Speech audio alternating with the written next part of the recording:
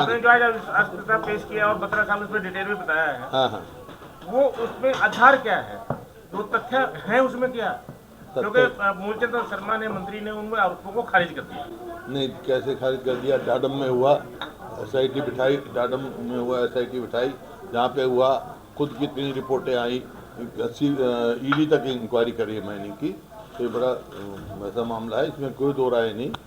ये घोटाले के ऊपर घोटाला हो रहा है और SIT बैठती रही, कभी रजिस्ट्री का घोटाला, कभी रोडवेज के इसका किलोमीटर उसकी का घोटाला, कभी बिजली खरीद का घोटाला, कभी शराब का घोटाला, लेकिन रिपोर्ट आज तक नहीं आई। तो ये इस वास्ते जो है ये कहना बहुत आसान है, लेकिन जो हमारे सैनी साहब कह रहे थे और बत्रा साहब कह रहे थे माइनिंग में, उन्होंने बताया, गांव का नाम बताया कि फलाने गांव में 200 एकड़ ज़मीन जो है, 200 एकड़ कितनी कह रहे थे? 200 एकड़ गुंठा गाँव।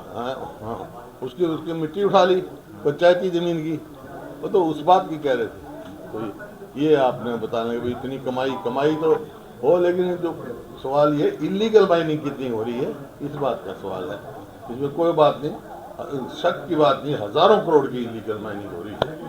ये जो ये कहा जा रहा है कि भी 30 MLA कांग्रेस के पास है, अविश्वास प्रस्ताव पारित नहीं होना है, फिर भी कांग्रेस अविश्वास प्रस्ताव लेके आई है। कुछ लोग इसको ये कह रहे हैं कि ये जानबूझकर सरकार का पक्ष दिलवाने का पक्ष था। सोशल मीडिया पे ऐसी बातें हो रही है। आप ये बताइए, लीडर ऑफ अपोजिशन के नाते, कांग्रेस विधायक, इसका मकसद क्या था? ये अधिकार है, ये सबको पता होता है बहुमत कहाँ है, हमारे को भी मालूम है। और हर सरकार पहले भी हमने डाला था विश्वास प्रस्ताव। वो एक मौका होता है कि इनकी हम खामियां गिनाएं विश्वास प्रस्ताव में, सरकार की फेलियर्स, क्योंकि नॉन परफॉर्मिंग सरकार है, हरियाणा में काम कुछ नहीं कर रही, जनहित के कोई फैसले नहीं लिए, ये बातें इसके लिए हम विश्वास प्रस्ताव लेके आए। बाकी नंबर का हमारे को मालूम है। सर 30 विधायक तो आपके पास है, लेकिन कोई निर्दलीय विधायक या और दूसरे विधायक, आप लोगों ने कोई समर्थन मांगा था कि? नहीं, हमने किसी से संपर्क नहीं किया, क्योंकि हमारा मकसद जो है जो था बता दिया।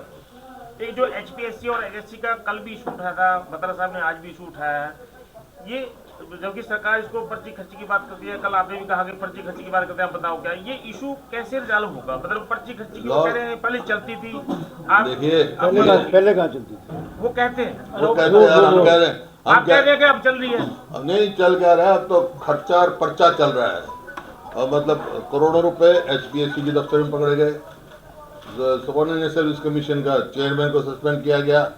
और आपका इस हिसाब से देखो ना, वो चैट की बात हुई थी, कल स्पीकर साहब ने कहा था, जब मैंने कहा था कि उसमें टेलीफोन नंबर लिखा हुआ है, तो लिखा मैं कहूँगा इंक्वायरी कराएं, तो आने दो उसकी रिपोर्ट क्या आती है। तो इसमें क्या शक की बात है? मतलब इस सरकार ने तो नौकरियां जैसे इसकी परचून की दुकान होती है ना, ऐसे बेची गई है। लेकिन ये जो आपका जो कॉमन सर्विस सेंटर है, जो वरुण चौधरी ने कहा, वरुण चौधरी ने कहा कॉमन सर्विस सेंटर बना रखे हैं, वहाँ पर नेट नहीं है, लोगों को बड़ी दिक्कत हो रही है। सरकार कह रही है हमारी बहुत बड़ी सुविधा सुशासन है, अब डिप्टी सेक्रेटरी का बहुत बड़ा सुशासन आ गया इसमें। इसको आप कैसे नजरिए से देखते हैं? नहीं चलो, नहीं, परिवार पहचान पत्र और ये प्रॉपर्टी ID और मेरी फसल मेरा ब्यौरा, ये सिर्फ जनता को तकलीफ करने वाले हैं, इनका लाभ नहीं। आज 2 लाख जो हैं खाली पोस्ट पड़ी हैं, एम्प्लॉयमेंट दे नहीं रहे और ऐसे काम कर रहे हैं। और इनका कभी पोर्टल हो, कभी पोर्टल नहीं चलता जब समय आए, कभी कुछ है, तो दिक्कत वाली बात है। आपने हाउस में किसानों की बात भी उठाई, MSP कल एक किसान की डेथ भी हो गई है जी, कल एक किसान की डेथ भी होगी, आपने हाउस में बात भी उठाई है। तो जो बॉर्डर बंद किए हैं, नेशनल हाईवे बंद किए, इस पे वो बड़े दुखद है, किसी की मृत्यु हुई है, मैंने आज अखबार में पढ़ा है। तो जहाँ तक सवाल है किसानों का और उनकी मांग का, मैं क्योंकि उन्हें दो दिन का और समय उन्हें मांगा है, और मेरा उसमें आग्रह है केंद्र सरकार से भी इनसे बातचीत द्वारा उनका समाधान करें और किसानों से भी मेरी वो है शांति कायम रखें।